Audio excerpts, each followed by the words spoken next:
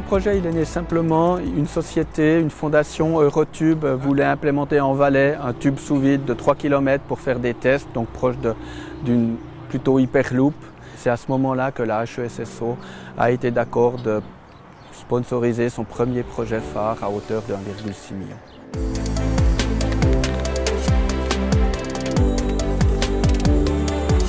Alors le HEI c'est plutôt focalisé sur déjà le lead du projet aussi, mais c'est focalisé plutôt sur ce qui est électromagnétique, électrique.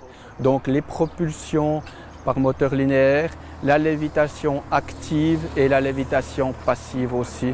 On a travaillé sur deux plans, sur le plan technologique et sur le plan systémique. On s'est beaucoup concentré sur le plan systémique, où on cherchait justement à trouver un moyen de mettre en place des méthodologies et des outils qui permettent d'assembler des technologies pour former des systèmes et de pouvoir mesurer l'impact de ces systèmes sur le transport, sur la performance du transport, sur les coûts, sur l'énergie consommée, les émissions, etc.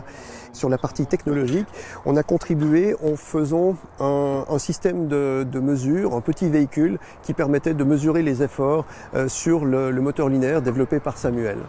Notre équipe s'est chargée des aspects aérodynamiques et thermiques. On a fait beaucoup de l'aérodynamique, on a développé des méthodologies d'optimisation de géométrie.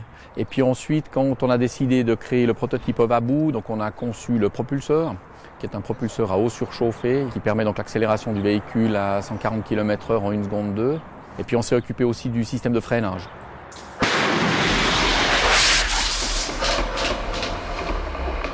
Notre équipe de la HEI-GVD a développé toute la partie mécanique du démonstrateur Ovabou, aussi tout ce qui est mesure et coque en matériaux composites.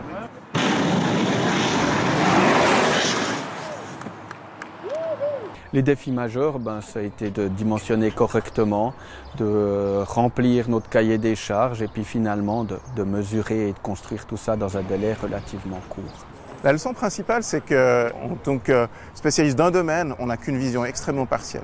Donc on a vraiment besoin de mettre tout plein de points de vue, des compétences différentes pour adresser un problème concret. C'est-à-dire d'intégrer tous les aspects, notamment par exemple la simulation qui prenne en compte le magnétisme, intégrer les aspects de propulsion, intégrer les aspects d'aérodynamique dans la coque en composite. Donc c'était vraiment ces aspects de transdisciplinarité. L'idée de fond, c'est de développer donc des compétences, mais aussi des moyens d'essai et des méthodologies de simulation qu'on pourra utiliser plus tard.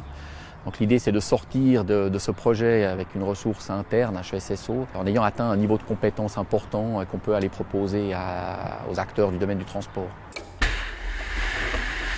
Maintenant, on a des outils, on a des méthodologies, on a une équipe. La suite de GRIPIT, pour moi, ce sera de maintenir ce groupe en fait transdisciplinaire, essayer d'apporter en fait cette idée de co-construction, notamment avec les aspects politiques et aussi les opérateurs de ce système de transport, pour essayer de construire une solution suisse.